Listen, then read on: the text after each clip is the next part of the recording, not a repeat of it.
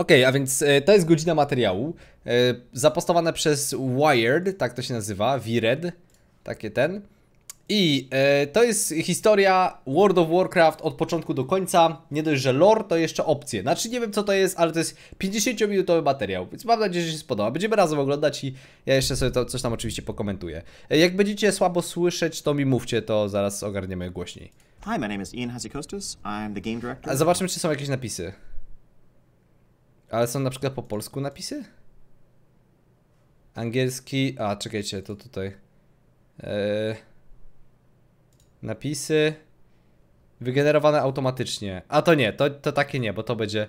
To już widzę, że będą jakieś kulfony. Dobra, będziemy rozumiemy, gracie w World of Warcraft. Dobra, let's go. On World of Warcraft. Hi, my name is Patrick Magruder. Hi, my name is Jimito. I'm the lead gameplay engineer on the World of Warcraft Lead team. gameplay I am the visual development supervisor. And we are here to take you through the history of World of Warcraft. Cinematic. Czyli będą opowiadać o World of Warcraft, kurde, jak to było. To jest ciekawe, ja to lubię. Zwłaszcza jeżeli na przykład ktoś lubi jakieś takie game devowe rzeczy. Może być bardzo ciekawe dla ludzi.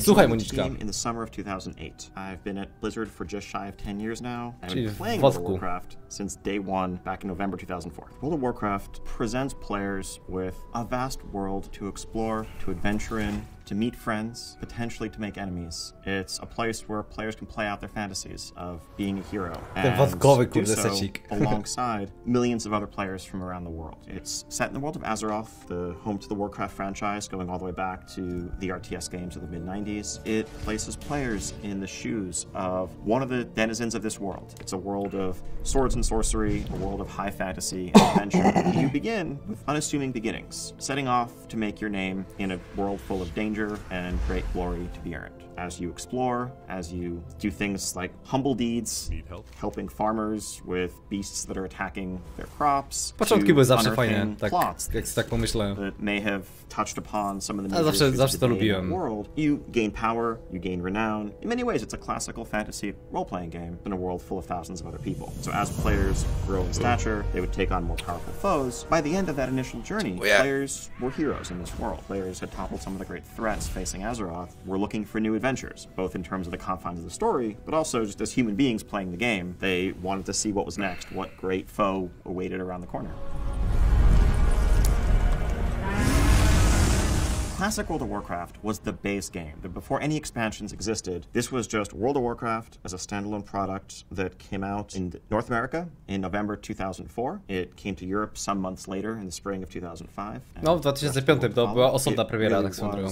This moment that united people who'd been fans of the Warcraft RTS franchise, seized this excitement for the MMO genre, really opening up what had been a relatively niche genre to the broader audience of gamers from all walks of life. All backgrounds. It became something of a cultural moment. Back at launch, at the very start of World of Warcraft, there were 8 playable races and 9 playable classes. These races, half were members of the Horde, half members of the Alliance. On the Horde side, jak tak pomyśleć, no, były po 4 rasy, słuchajcie, w Vanilli. Or a member of the Undead Forsaken. On the Alliance side, you could be human. 4 rasy, wy sobie to wyobrażacie, jak to mało było? Dzisiaj to jest w ogóle śmieszne. These were the canonical Warcraft races that players had seen and interacted with, going back to the real-time strategy roots of the franchise. And then there were character classes that were a mix of, sort of traditional fantasy archetypes and abilities that have been seen in the real-time strategy games. So you have the warrior wading into toe-to-toe combat, wearing heavy armor, wielding mighty weapons or a shield, the stealthy rogue, a hunter with an animal companion, spellcasters, like a mage, master of the arcane arts or the elements, warlocks, who are summoning demons and binding them to their will, hybrid classes like druids, who commune with nature and turn into various animal forms that they're in touch with. And then back then, there were 2 classes that were limited to specific factions. Only Horde players could be shamans, who were sort of hybrid melee to było całkiem ciekawe rozwiązanie. Also could harness the power of the elements. Zero balansu. As well as totems with certain ritualistic. Paladyni byli lepszymi healerami. On the Alliance side, paladins, warriors of the light, who combines a mighty sword arm with invoking the light for healing and support. A ciekawe, bo tankowanie paladynami zaczęło się kiedy? The Burning Crusade pod sam koniec? Which was better between shaman and paladin was a major point of contention back then. Wydaje mi się, że paladyn był lepszy.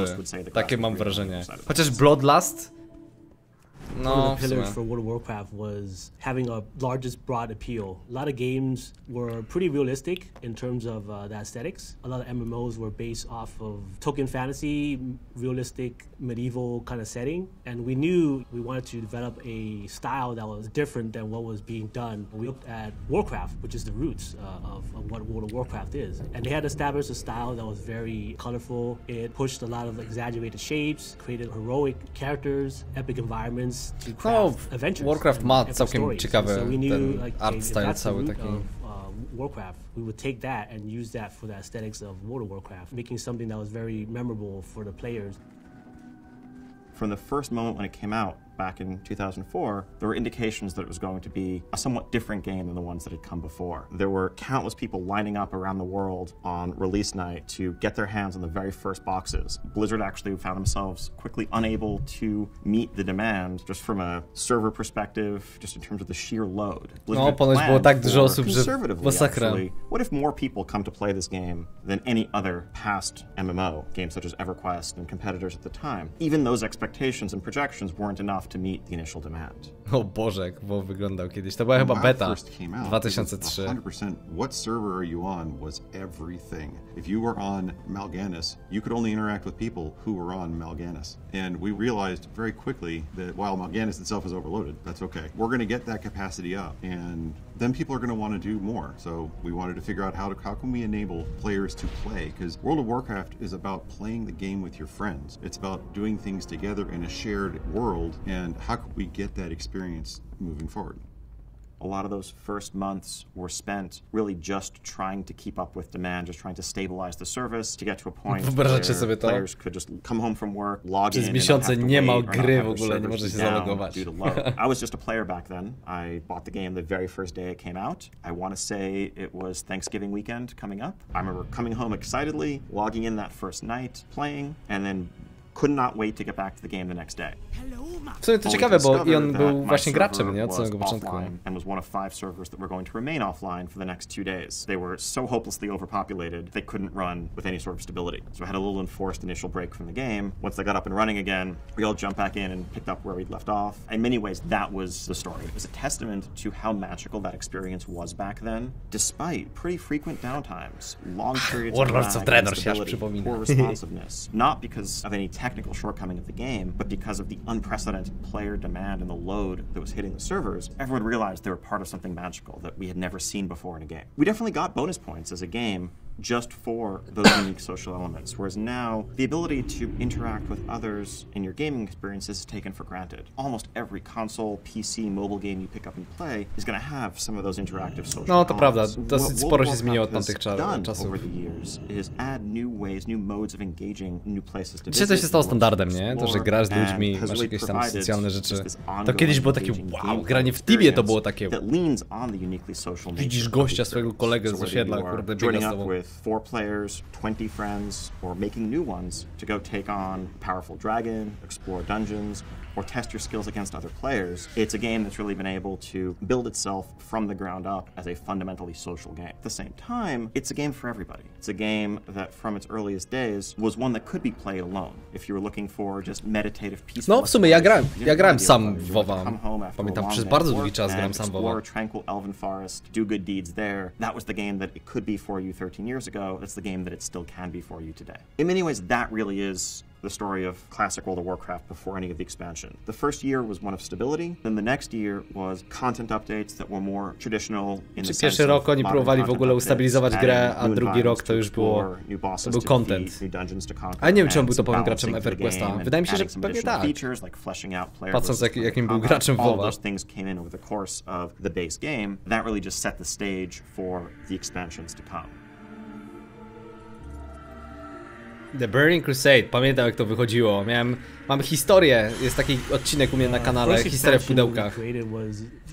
O The Burning Crusade polecam posłuchać. From a visual art direction standpoint because it was very different than what was created for classic WoW. This was the first major expansion to World of Warcraft. Players journeyed through the mysterious dark portal. Ja to the pamiętam broken pierwszy raz world przejście Outland, przez which was the Outlast. home of so one of the good. major races that is found in World of Warcraft, the Orcs. This was a whole new world to explore, with its own cultures, multiple zones, new dungeons, new enemies. It massively increased the scope of the game. No, ja pamiętam, to było takie przeżycie niesamowite. Thinking about the aesthetics of it. We got the story and the design, and oftentimes that's kind of first inspiration for the art. Is we get a rundown. Okay, what's kind of like the gameplay for the expansion, the story arc, and maybe some of the characters. And then once we find out about that, our imagination start going wild. We start to imagine how could these worlds look like. It was coming up with like Blaze Edge, ja bardzo lubię Blaze Edge, powiem szczerze. It was really cool and really fun. Dużo osób nie lubiło Blaze Edge. Another opportunity visually to create different experiences. Azurem jest, kocham do dziś dzień. Jezu, kocham. With it new features, such as much more formalized, structured, competitive player versus player combat, new races to play, Areny dodali w ogóle. for the Horde and the Alliance respectively, access to new classes that hadn't been around before, new abilities. In the truest sense, a significant expansion of the base game on all vectors, along all lines of progression. There was more to do, more to earn, more to seek, more to explore. Blessings upon you. A lot of the initial systems of the game have been fleshed out over the course of the classic World of Warcraft period. Burning Crusade really formalized them into permanent structures. Raiding was an activity that involved, groups of back then 25 players getting together and taking on some of the most challenging foes in the game. Burning Crusade also introduced a 10-player raid size so that somewhat smaller groups could still have that epic experience without needing to get together. No, w sumie rajdowanie było o wiele lepsze, dlatego ludzie tak dobrze wspominają. Which allowed players for the first time a chance to match themselves, match their skills against others from around their region to determine who was the best truly and get rewards in the process. That was actually also the beginning of World of Warcraft eSport. The World of Warcraft World Championship. Back then, fledgling eSport League started to broadcast WoW Arena tournaments. Play that Resto Druid and keep his team. Jezu, lore, jak on wygląda. There's a lot of excitement around seeing the best from different countries go head-to-head against each other to determine who the best World of Warcraft players were in the world. Rewards became more streamlined, better tuned and balanced, whereas it had been the Wild West previously. And one subtle addition to the game that really laid a foundation for Prawda, te itemy w wanili były was a system that dwuręczna macka z wanilą. Znaczy ze spiritem. Quests had been something to guide players through the game's content. A lot of massively multiplayer games prior to World of Warcraft didn't have much structure to them. You would go out into a zone and be expected to just find enemies and defeat them, often repetitively for long stretches of time. No akurat WoW to zrobił, to jest to co mówi. Akurat The Burning Crusade był o tyle spoko, że te questy stały się bardziej liniowe. W wanili było w ogóle jakiś masakra. Ten klasyczny świat był naprawdę dziwny. In the classic game, those quests pretty much came to an end once you'd reached level 60, the maximum level in the base game. Burning Crusade raised that to 70, but it also added this whole new set of daily repeatable quests. They were only daily questy. Ja bardzo lubiłem robić daily questy na Isle of Quel'Thanas. Kocham. And would give players a new thing to do, new quests to explore and pursue on a regular basis when they were logging in. It made outdoor gameplay a staple of the endgame experience in World of Warcraft rather than something that you just did while leveling up. That's something that the team has really continued to expand upon, and it's now really a core pillar of what makes the franchise what it is. Introduced for the first time in Burning Crusade was the ability to fly around. You could, at max level, earn flying mounts that let players for the first Farmiłem time jak soar through the pojebany. skies, get around the world a bit more quickly, a bit Latałem na mouncie 60%. literally a whole new perspective. So good. Looking at this były lokacje, gdzie można było się tylko dostać na flying mountach. From beneath the tree canopies and much closer to the ground. Flying was fun for both of our teams because we had to figure out how to let characters fly. One of the new methods of art that we did was introduce skyboxes, because in Outland you literally saw great dark beyond. You saw energies breaking through space and creating these nebulous clouds in the sky, and it was very fantastic. And we had to kind of develop a new technique to sell that, and we had done a lot of really awesome visual development on how that stuff could look like. Now it was the time to kind of translate that and actually execute on it. So we implemented this new skybox system that we didn't do in Classic WoW. That was very exciting. One of the big questions was, how fast can they fly? At the time, our servers had a whole lot of interaction limitations on how fast a player could go. If you fly too slow, it feels kind of lame. So you wanted to go nice and fast, but how fast is too fast? Well, how fast can we fly through this world? How can we make it feel good? Because if you fly too fast, you end up and there's nothing below you, and then things are loading, and it's not a great player experience, right? And you miss all the cool stuff that we and all the cool stuff that Art's put in, you don't see until it loads in, spostrzeżenie. Classic WoW, you know, we created a lot of cool worlds, like different zones, biomes, each with their own very distinct aesthetic feel and look. But we never really had to think too much about transitions when you transition from one zone to the next. No w sumie WoW robił coś niesamowitego, że to był jeden wielki otwarty świat. Bardzo mało loadingów było. Kataklizm. Icy mountains, and there were areas where we didn't have to really worry about transitions at all because players never were able to get up there unless they were able to somehow like climb all the way up the mountains. But with the introduction of flying mounts, that was huge. It really changed the way we built zones and different. No właśnie, tym razem musieli myśleć nad tym, co będzie znajdować się u góry. Wcześniej jak byłeś na dole, to wiadomo, żebyś nie wskoczył gdzieś tam wyżej, więc nie trzeba było robić takich rzeczy. All the way down to what the view distance when you're here, how do we deal with fog, how do we deal with lighting, all these things suddenly became more of a problem once the player was elevated and able to see from Terracar Forest over to Hellfire and see the line and see the between them. You had to make these beautiful transitions, whereas before it was kind of hidden. Where my personal story begins as a member of Blizzard, as a member of the World of Warcraft team, was on the eve of WoW's second expansion, Wrath of the Lich King. Wrath of the Lich King, boys! Jak ja... za każdym razem łapie mnie. It was an honor to be able to come work on the team to help shape the game that I'd loved for so long. Wrath of the Lich King took players to the frozen wastes of Northrend, an area also introduced with its roots in the lore of the real-time strategy games, to face off against cinematic jest po prostu tak probably the ta greatest, muzyka. most notorious villain ever introduced in Warcraft. This also introduced an all-new character class, the Death Knight, as well as systems such as vehicle combat, which played out in this massive battleground called Wintergrass. Wintergrass był świetny, Jezu!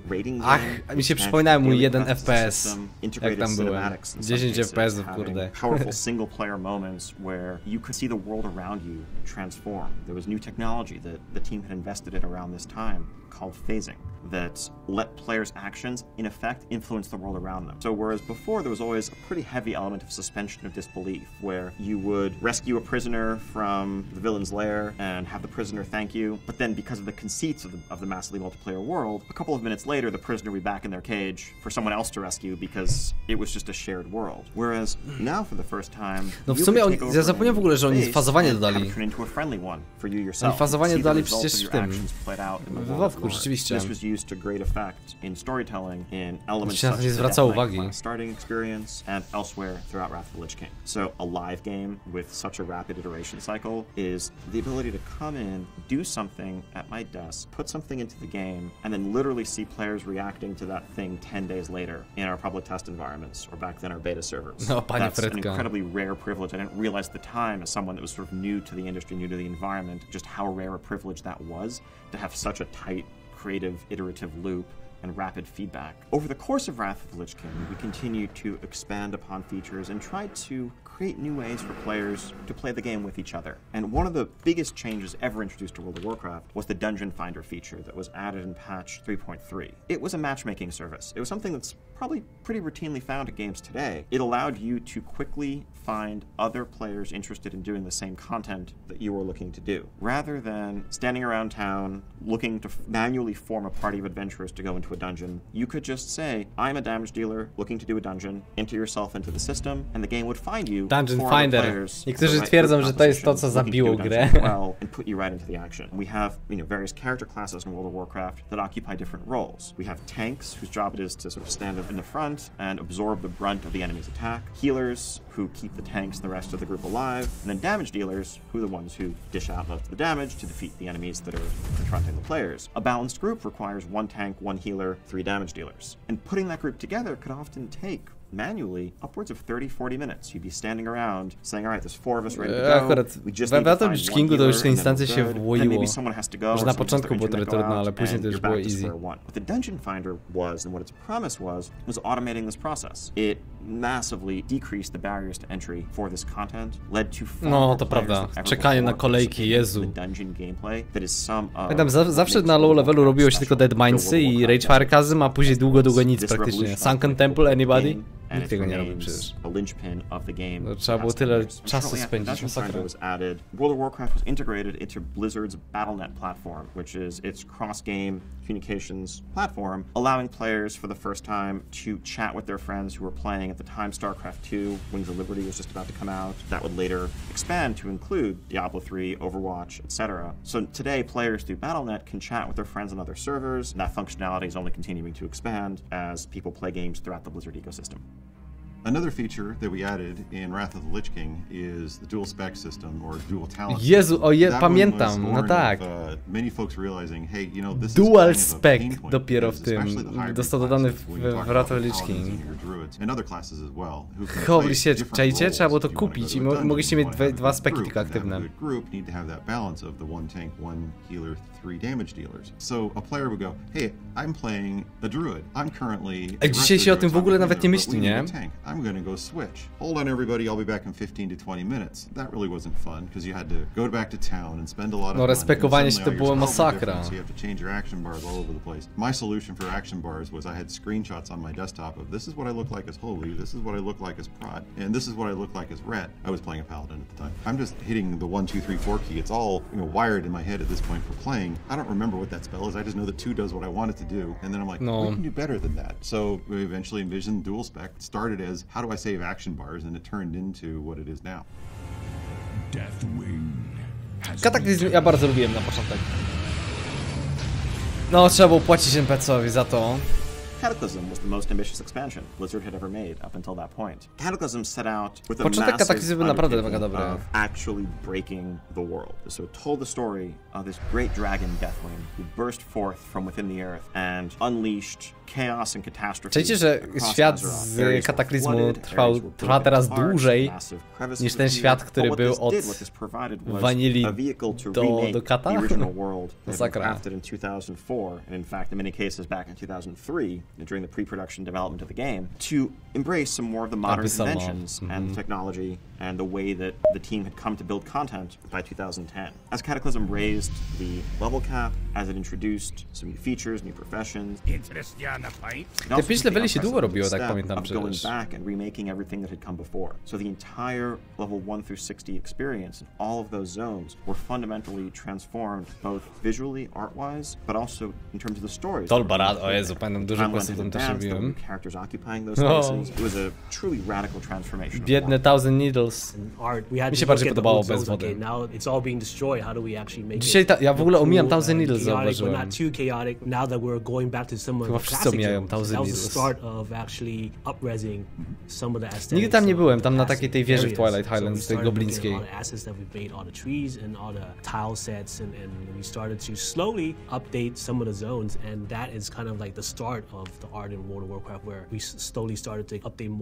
That was when we decided, you know, it's time to start upgrading all this stuff. Yeah, and engineering has been big on that because they've worked on how to, you know, streamline the WoW engine so it could run more smoothly, more efficiently, and allow us to actually add more polygons and more high-res textures. Then now we could upgrade the visuals. Desolate When chociaż the wygląda. initial trailer was announced at BlizzCon, seeing side-by-side juxtapositions of areas like the Thousand Needles, dry, barren area dotted with tall stone spires, turned into essentially a giant lake, or the Blasted Lands that had been utterly ruined by the opening of the Dark Portal. The potential that it created in terms of revisiting and re-experiencing content that had been around for years that players may have thought of as something in the past. Some of the other challenges we faced is one of those things you don't tend to think about as a player, but we have all this data for the world as it is in Burning Crusade and in Lich King, and now we have all this data for the world that is very different in Cataclysm. How do you get some of that data to what we call propagate? When you make a change here, because we're still supporting the live game as we're developing Cataclysm and making changes, but that was one of the bigger technical challenges that we faced was how do we manage all of this data? Because the tools team, they did a great job of it, because we literally just changed something like 90% of the world, thousands of quests, numerous NPCs, you name it. 90% świata zmienicie. Yeah. Holy shit, to jest dużo. Bo to przecież tekstury oni pozmieniali wszystko. There are a bunch of maps where the team went through drew up maps of all of the existing zones that had been in the game from its earliest days, and they color-coded them. Green, yellow, red. Green zones were, okay, these are the ones that they're pretty fine actually, we're not going to do much to them, maybe some minor tweaks here. Czyli oni sobie tam wybierali po prostu, Yellow które will see some more heavy overhaul, and red is pretty much complete redo from the ground up, including art, zielone, czyli nie będą nic robić, żółty, czyli jakieś tam zmiany i czerwone, to było kompletny rewamp. Red zones. They realized one was that it was very challenging both visually but also storytelling-wise to have the old and the new side by side, and second, that once we cracked open that door, the team as a whole had an appetite, it's a group of perfectionists. And suddenly, before you knew it, some of those green zones were becoming yellow, some of those yellow zones were becoming red. At the end of the day, almost the entire map ended up being completely redone. Czyli nagle zaczęli, kurde, upgrade'ować wszystko. No i z tego nie wiedziałem. Dlatego tak dużo czasu mi to zajęło. There were definitely some technical challenges. The process of actually sundering the world out from under players. You basically needed to have two separate versions of the world in parallel. How do we sunder the world out from under the players, make it believable, and not mess everything up in the process? Because when they logged out, they were above the ground, and when they log in, the exact same position is now inside of a mountain or inside of a fire pit, or they're high up in space because there's now a crater where they were. One of the original requests from design was kill all players on login. Told me, hey Pat, we get to kill all the players. Wait, what? Przez ten rewamp świata chcieli zabić wszystkich graczy, żeby nie było tak, że na przykład są wylogowani w miejscu, gdzie będzie jakiś krater albo jakaś góra i żeby się nie pogliczowali. Chcieli zabić wszystkich na loginie. This is something that has made appearances later on in Diablo 3. It's been recently expanded upon during our Legion expansion. It's a core part of the way players experience the game today. The basic premise of this system was the ability to take the armor, the weapons, the equipment that you're wearing as a character, apply the appearances of other pieces of equipment that you have. Whereas previously, people strove to obtain the most powerful items in the game. Czajcie, że kiedyś trzeba było mieć przedmioty, które chcecie transmogować przy sobie? Nie było tego, kurde, szafy przecież. Trzeba było mieć ten item, na który chcesz zamienić. Przejebane. Ale sobie przypomnijcie, że kiedyś było lepiej. Now suddenly, rather than a whole bunch of identical looking clones standing around the city, you saw a mix of colors and looks for many players. Collecting outfits and collecting appearances. Czas, w którym ludzie przestali wyglądać jak pajace. They will go back and do old content. They will do things not for the story, but for the cosmetic rewards and the appearances. A to dużo kontentu im dało tak naprawdę, powiem szczerze. It's just a reminder of how profoundly important the concept of self-expression. Transmogging bardzo dużo kontentu dał. The raid finder we're looking for raid system. O Jezu, raid finder zaczyna się. Our 4.3 Dragon Soul content update. That was essentially an expansion of the Dungeon Finder that had been introduced late in Wrath of the Lich King that allowed players. Dungeon Finder mógłby tak zostać lepiej zaangażowany. Chociażby w Mists of Pandarii, flexible raidingiem na normalu. 10 razy lepsze rozwiązanie. Unlike some past expansions that had only had one raid at the start, Cataclysm came out with 3 separate raid zones when the expansion first released. And now this is the 10 or 25 player large-scale group content, intense collaboration, people proving their skills, proving their ability to work together, overcome the challenges in front of them. When I think back to chociaż pamiętam, te dwa pierwsze rajdy były naprawdę mega dobre. I think back very fondly to the time that was spent with my friends, with my guildmates, going through those raid zones. For my kind, the true Mists of Pandaria, to było wielkie zaskoczenie, powiem szczerze. Na początku byłem hejterem strasznym, ale później okazało się, że to był jeden z lepszych dodatków w ogóle, jaki wyszedł do World of Warcraft. Tak miło wspominam Mists of Pandaria, że szok. Serio, ja nie mam nic do zarzucenia temu dodatkowi, oprócz tego, że trwał długo. Naprawdę, serio, to był dobry dodatek. It was an interlude, following on the heels of a series of expansions where there's a great villain and an existential. Ten cinematic naprawdę mnie zatkał ostro. Was getting back to the original spirit of World of Warcraft, a vibe of exploration and discovery. There wasn't any immediate villain or existential threat facing the world. It was about this mysterious new landmass, Pandaria, shrouded in mists, that had been discovered. And yes, the great forces of Azeroth, the Horde and the Alliance both mobilized. Jestem ciekaw, co powiedzą na Warlords of Draenor. Lay claim to its treasures. They were both embarking upon a journey of discovery. Mists of Pandaria marked an advance in our storytelling, weaving months long, to prawda, akurat historia była w dodatku świetna, naprawdę. through the many content updates that Mists had. We introduced brand new characters, developed them into villains, introduced new heroes. It was a time that began with peace and tranquility, but ended with all-out war. Mists of Pandaria was one of our strongest expansions in terms of art direction. Oftentimes we play off of classic motifs, whether it be classical fantasy archetypes or real-world archetypes. Just from the very beginning, we knew we wanted it. Very heavily influenced on Asian landscape. But that wasn't enough, right? We kind of like put in the Warcraft flavor in it and just took it to another level so that players could just get immersed in it and craft their own adventures in this new fantastical world. First time I saw Jade Forest, I couldn't believe that I was looking at World of Warcraft. Yeah, it's like, it's, whoa, these Jade Forest mountains, oh my w goodness, ogóle it's jakiś incredible. taki World of Warcraft already has a very Potem w ogóle Jade Forest w trakcie bety został zamknięte i kompletny revamp został zrobiony tej krainy, historyczny bardziej. Go look at like Kunlai Mountains and such, wouldn't look the same without that. Yeah, and that's just a constant evolution of not just the art style, but our technique. Jest ładniejszy dodatków, to prawda. Because with the ambient occlusion, now artists didn't have to paint shadows and fake shadows within our textures. We actually allowed the engine to do that for us. So it saved us a lot of time. So now, it was awesome. You're telling them all the tricks. Mists of Pandaria had 4 content updates, and in many ways, looking back, that served as a model for what we've done most recently with Legion and what we'd like to continue to do going forward. After initially exploring the continent of Pandaria, the first content update in 5.1 took players to the coast of Pandaria as Horde and Alliance forces. Czyli to jest jakby Mists of Pandaria to jest taki model, który chcą kontynuować, zresztą kontynuowali w tym, w Legionie. The Thunder King took us to the Isle of Thunder off the coast of Pandaria, where we were introduced to an all-new villain. Ja tak żałuję, że to ominąłem tak bardzo. Thunder King and the Zandalari trolls who were his allies. This was a huge chunk of content with many quests for players to explore, guided linear scenarios that were used as a storytelling device that had not previously been done. Probably the biggest or second biggest raid zone we've ever made in World of Warcraft's history as its capstone. From there, over the course of the next 2 content updates, the story veered back to Azeroth, to the conflict growing within the Horde as the Horde fought against the Alliance. In the final update of Mists of Pandaria, Garrosh Hellscream, the war chief, the leader of the Horde, Garrosh did everything wrong. The character the players had first met back in Burning Crusade. Garrosh wszystko zjebał. Nie tłumaczcie go durnie. Taken his pursuit of power in the name of the Horde a few steps too far, and wittingly or not, had turned into a tyrant and sparked all-out war where not only the Alliance but his own faction. Szkoda, że ta skrzynka, która też nam wpada, nie wyjebała tak w kosmos. The expansion, the Siege of Orgrimmar, was an epic 14-boss journey. Siege of Orgrimmar był dobry, chociaż trwał za długo. To jest jedyne, co ten raid jest brzydki przez to, że tak długo trwał. Nie, 14 miesięcy? Born entirely within World of Warcraft. All of the others, Illidan, the Demon Lord killed Jaden, the Lich King. No, to prawda, zobaczcie, że Garrosh powstał jakby w World of Warcraft, a nie w Warcraft 3. He was born in Outland in 2007, and that was a poignant and important character arc. It marked the first time that a major villain like that. Przecież on dużo nie ma do powiedzenia. Wodku tam się chwilę pojawił.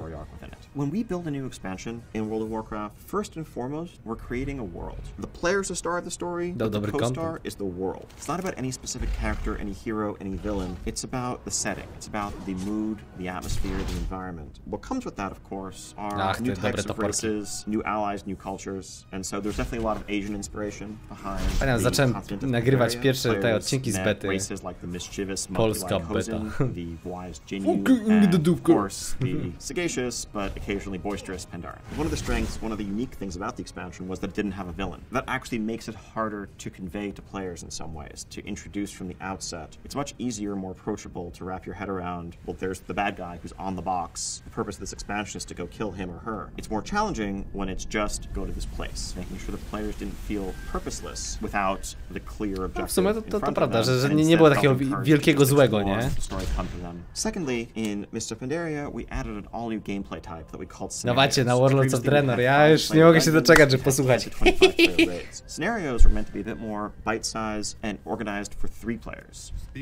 And didn't have specific role requirements, so I mentioned earlier the concept of tanks. Ej, kojarzycie? To były scenariusze 3-osobowe. Could be done with any group of people that you have. Scenario, no. Grab a couple friends, jump in, have some fun. No, one of the hardest things we can ever do in World of Warcraft. Mi się podobały nawet. All new type of content. I think once we have gotten experience making a sort of content, we learn lessons, we learn from experience, we build upon that, we refine, we try some new things within the confines of a structure that we know. But when we're setting out to Może płyną woda, no to była taka beka.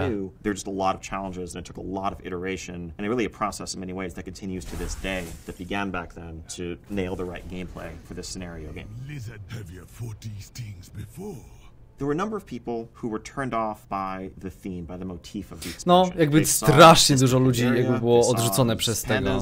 That Pandaren race, that though in fact they dated back to Warcraft 3, they looked at it and said, this isn't the Warcraft I know. The Warcraft I know is about orcs and humans and dragons. Troszeczkę za bardzo się to wymówka. Rzeczywiście Pandareny tak wyszły z dupy.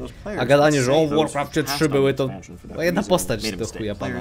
Więc ja rozumiem tych ludzi, ale szkoda, że ludzie nie dali temu dodatkowej szansy. Naprawdę, był naprawdę świetny. Mimo, że pandy. Napisów nie ma. Mr. Pandaria tends to figure prominently in those discussions. What an expansion means is more of everything that you like, but also something new. A new angle, a new approach, a new way to spend your time in Azeroth. New zones to explore, new quests to complete, new dungeons to conquer. But for a long time we had these little companion pets, critters scattered around the world. Oh nie, pet battles. You could summon your pets. Wowkemony. Of making a fully fleshed out system that incorporated those companion pets and gave you something to do with them. And that something was training them, raising them, battling them against each other, battling them against your friends' pets, and battling them against ones in the underworld. It was this whole separate meta progression that really gave some legs and some depth to the collection game. Been really superficial up until that time, and it's something that, you know, was a big hit and miss, and that we've continued to expand upon to this day. One of the challenges that the engineering team has been working towards solving for years is removing barriers between players. We started with cross-server battlegrounds. We moved forward with what's called CRZ, cross-realm zones. Instead of being on only our home server, dodali on rzeczywiście. another server, and if you invited a player to your party, suddenly To jest dobra bang, we're in the technologia, same group together. ale Cross-realm już dungeons, tłumaczyłem looking wiele for razy, że to jest looking for trochę raid, looking for dungeon lewe w tools. We niektórych realized momentach. it didn't make a lot of sense to limit those only to your server. We want you to be able to pull from the region populace so that your queue isn't as long, especially if you're on the highest population server. You might be waiting a while for that tank to show up or that extra DPS to show up. What Gul'dan must we give in return? Everything. Warlords of Draenor. It came out in the fall of 2014. It was technically visiting the same space as we had visited in Burning Crusade, just in a different time period and a different timeline. Początek był dobry, chociaż beta już martwiła. Ja tak żałuję, że ja nie zareagowałem. At the end of Mists of Pandaria, we the heroes toppled Garrosh Hellscream, leader of the Horde. But we didn't kill him. He was imprisoned, was going to stand trial. Instead, he managed to escape with the aid of some powerful allies, opened this portal back to Draenor, to the origins of his race, to the origins of the Orcish people who later become the backbone of the Horde. He was disgusted by what he seen around him and was resolved to take a different path this time to achieve the destiny that he felt he deserved. As I mentioned earlier, the star of an expansion is the world. And this was a case where the story was an excuse for us to get players into this world that we wanted to share with them. This is the world of Draenor, the homeland of the orcs, as described in the instruction manual written by Chris Metzen 23, 24 years ago, and an awesome place that was at the heart of Warcraft lore that we Ale never że tych Apexisów, żeby nie można było giru za to kupić, takiegoś porządnego czy coś. Serio. Dodali coś, co było nieużywane.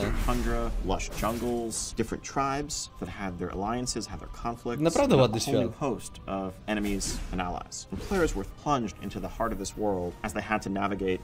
Począteczek był dobry, ten wjazd był spoko.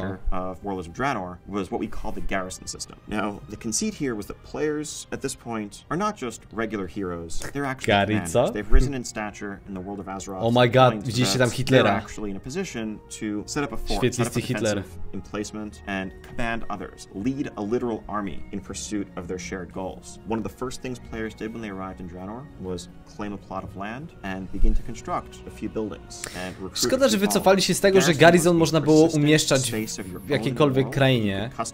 To było przygotowywane i można było Garrison ustawić sobie gdzie się chce. Where you would have an army of followers that you would send off to complete missions. You would choose to customize and level up your followers and pick. No i tu się zaczęło, moi drodzy, Facebook Game. By certain missions to maximize your likelihood of success. Facebook Games. To explore a cave or to assault some naval outpost somewhere, and that would take 12 or 18 hours of real time. Jak kupiłem to gówno. Come in, come back home, log in at the end of the day, and your followers would have returned from their mission and you could see the results. For the first time there was a way of having events in the game unfold while you were away from Ale levelowanie było świetne, to prawda. Cinematyki, super. As not just a hero in their own right, but a commander of other heroes. Late in Warlords of Draenor, this isn't really tied to a specific expansion. Rip, We introduced something called the WoW token. What the WoW token is a way for players to exchange with each other time. A właśnie, bo nie dodali rzeczywiście tego, WoW token. Asset that can be purchased and listed on the auction. O Jezu, widzieliście ile za ten token? 75k.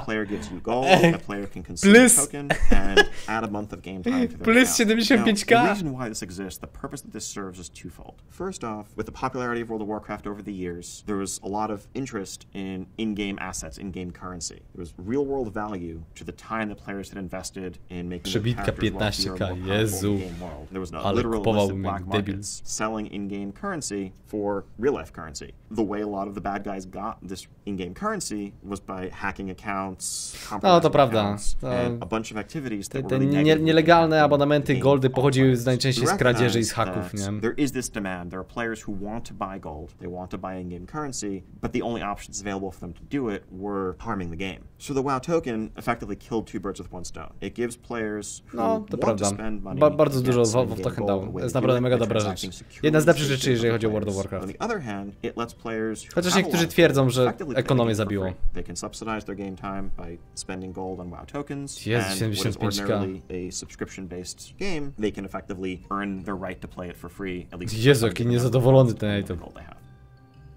Well, the largest feature of Warlords has ja bym temu gościowi dał ponczura takiego, jakiegoś donutka takiego z dziurką. On the server technology side, we had a thing called an instance server, which is where you would go to run your dungeon. They were set up to handle 5-person, 10-person, 25-person, 40-person. It had a bit of an overhead for that. Suddenly the design realized we were going to need millions of garrisons at the same time. That's a big technological challenge that we, number one, embraced, and I think we succeeded at, but it really laid the groundwork actually for the future sharding technology that came in Legion and 7.0 that led to such a smooth launch. We have been successfully driving the technology so that players never feel like they're waiting for the world to catch up. They're never waiting for początek Warlords of Draenor, już mi nie pierdzielcie to głupot. Na jeden z najgorszych startów do dodatku ever. Millions of players on day one and it doesn't feel overpopulated. We just split them apart.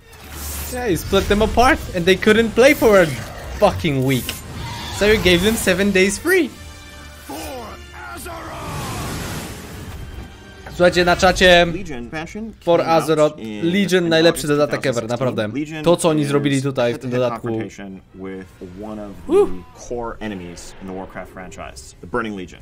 They're demons. We fought them in the Burning Crusade, that first expansion. Serio, kudos dla Blizzarda, to był naprawdę. Throughout the real-time strategy games. So Legion saw them assaulting our world, as opposed to us going elsewhere. Rifts opened and powerful demons came through, and we were fighting for survival across Azeroth. To do this, to have a chance of even standing up to them, we needed to seek out new aid that we'd never gotten our hands on before. Smooth start to Legion. First and foremost, of artifact weapons, which all players będzie mi was brakowało by seeking out and claiming. Now these were 36 fabled weapons with unique backstories, unique art, and a deep progression system that players could seek out and claim as the special weapon for their class, and it would be, you know, their source of aid and strength in the face of the Legion. The artifact weapon served two main purposes in our lives. First off, it's incredible fantasy. These are some iconic weapons in the Warcraft universe that we wanted to będzie mi ich brakowało. There's a reason why when you look at Legends, you think about the sword Excalibur and the number of fantasies and stories that have been told around mighty weapons is something that resonates. But second, the way we crafted this feature in some ways reflected lessons learned from the past dozen years making World of Warcraft prior to that. We built artifact weapons as a feature that was going to be tied to the Legion expansion. Players will not carry their artifact weapons forward into Battle for Azeroth and expansions beyond. What that meant was we could really double down on the amount of depth and complexity and power that could be earned through this system in a way that we never would be able to if we were signing up to continue to support this for further expansions. And the concern there isn't effort on our part, it's more about the complexity of the game's balance, just how overall bloated it might get with years of layering new systems upon new systems upon new systems. We've decided to make more of our mega features limited to specific expansions, like the garrison that you built up in Warlords of Draenor, that's still back in Draenor. You can go visit it whenever you want, but it's not something that you brought forward with you. We're not updating the garrison as we release. No, czyli ten system jakby będzie cały czas, jeżeli chcecie, jak będziecie levelować, to będziecie mieli. Looking to learn lessons and take the most successful elements of those features and carry them forward in the design of the thing that comes next, just as the garrisons from Draenor heavily inform the design of the class order halls in Legion. These were shared spaces. These were effectively clubhouses for members of a given class. So all the warriors would go hang out together. The rogues would scheme and plot in their secret lair beneath the city streets. The classes would work together to overcome the Legion threat. Legion was an expansion that doubled down. Marek, mogę iść z tobą? Nie, to moja baza jest. Ty nie możesz wejść, bo tu tylko rogułe wchodzą. No weź, stary. Ja mogę paladinem wejść tam do ciebie. Nie, to jest tylko dla rogułe. If we were ever going to make this class in World of Warcraft, this was the time to do it. Their purpose in life is to fight demons. They're elves who've sacrificed great things. They've sacrificed everything in order to gain power to fight demons. Fajna klasa, trochę no-skillowa, ale mobile, almost action gameplay class that World of Warcraft has to offer. They attack by dashing through the battlefield, leaving blazing trails in their wake, offer in some ways an all-new way to play the game, playing a new class like that. And in the case of the Demon Hunter, that was one that was paying off really 15 years of build-up, going back to Warcraft 3 and seminal moments in World of Warcraft's history, like our Burning Crusade expansion, where we first introduced non-player character demon hunters that players could see and fight against. One of the significant additions to Legion was the Legion Companion app. It was one of the first times that the World of Warcraft team had made an app for iOS and Android. It allows you to ja jestem ciekaw, czy oni będą jakoś to będą to rozwijać. To było mega dobre. To była mega dobra opcja. The game itself, back in 2004, it was perfectly normal for a person playing an MMO to sit down for 4 hours. That was kind of expected. These days, a lot of folks don't necessarily have as much time. They got families, they got kids. Sometimes they want a more bite-sized play experience. World of Warcraft has so many ways to play. You can play everything from these short, bite-sized experiences to those long epic sessions if you'd like. It is all about playing the game how you want to play it. One of the most stunning visual aspects, I believe, for Legion is the significant improvement we've made to the draw distance. What I mean by that is how far you can see. This is any player of World of Warcraft playing Legion, you stand in Dalaran, or you fly over Dalaran now, and you look out towards High Mountain and you see all of Suramar beneath you as you look towards there. That distance is really far, and all that stuff that you're seeing, that would not have been possible in an earlier version of World of Warcraft. There's just too much stuff there. It was through some significant engineering effort and significant art effort to make that possible, and I think really sells some of the most fantastic vistas I've ever seen in World of Warcraft. When you're flying in from the Tauren city down there in that valley surrounded with the river. Oh my goodness, so awesome. Yeah, that just goes to show like just a constant evolution of just like the tech and the art. Now that you can see far, like, you know, 2 zones away, it really changed the way we design zones and just aesthetically how we come up with visuals for the different zones. We emphasize more time and effort into just art direction, visual design for all our landscapes now, because we knew as players they can actually see into the distance and see we could compose shots better, because like each one you could actually see literally the transition from the zone you're in to the next zone that's right next to it to the zone that's next to that one. So that was one of the big challenges for that, just being able to come up aesthetically designs that work in tandem. Legion effectively had 6 content updates: patch 7.1, 7.5, 7.2, 7.3, with .5s in between, alternating between patch cycle był świetny, Jezu. Players to new outdoor zones, gave them a new raid to tackle, a new dungeon. Smaller releases added rewards. Ja się boję, że mi się nie uda zrobić czegoś podobnego na Battlefield Azeroth. Oni tyle zrobili w regionie, jestem zachwycony. Zachwycony. Nie wiem, jak wy wspominacie Legion, ale ja wspominam mega dobrze. Mimo, że jeszcze trwa. Class challenges, boys. Lifetime of Legion, with the goal of players always having something new to do or something just around the corner to look forward to. That was an ambitious challenge that we took on as a team, but I couldn't be more proud of the team's effort in delivering on those goals. We have paid the price for sharing this world. So good. Znaczy nie Banshee Queen, Battlefield Azeroth. Cinematic jest dobry.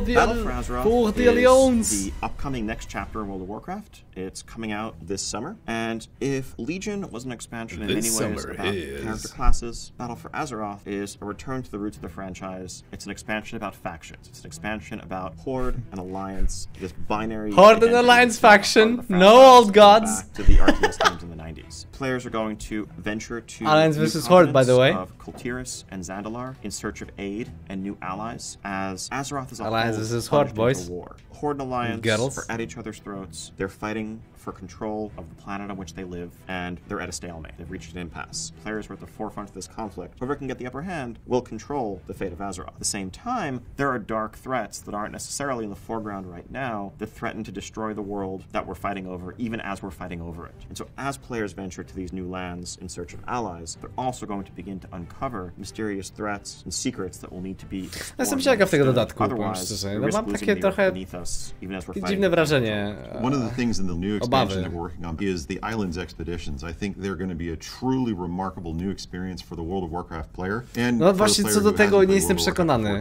Nie wiem, ja zrobiłem może ze 2-3 razy te Island Expedition, mi się więcej nie chciało już tego robić. When you start up an Island Expedition, it'll be with you and 2 other people, harkening back to the Mist of Pandaria 3-person scenarios where role doesn't matter. You and 2 other friends get together, you sign up, you get on your Island Expedition, and it'll be you 3 against 3 cunning, smart, well, depends on how smart you want them, you actually can choose, artificial intelligence bots that are trying to beat you to the same objectives you're trying to get to. Nie, to nie będzie Warlords of Draenor 2.0, to nie ma szans. We've worked very closely with the art team using assets that we have developed over the entirety of World of Warcraft to make these islands be populated by buildings and creatures that will feel familiar, but not always be the same. They'll be different every time. One of the really exciting things we're doing for this one is going back to what is the foundation of Warcraft, and that is essentially Alliance and Horde. Ale Allied Races to jest sztosik. Go back to just the foundations of what makes Warcraft, but also updating it. Mam szansę na dodanie więcej raz po prostu.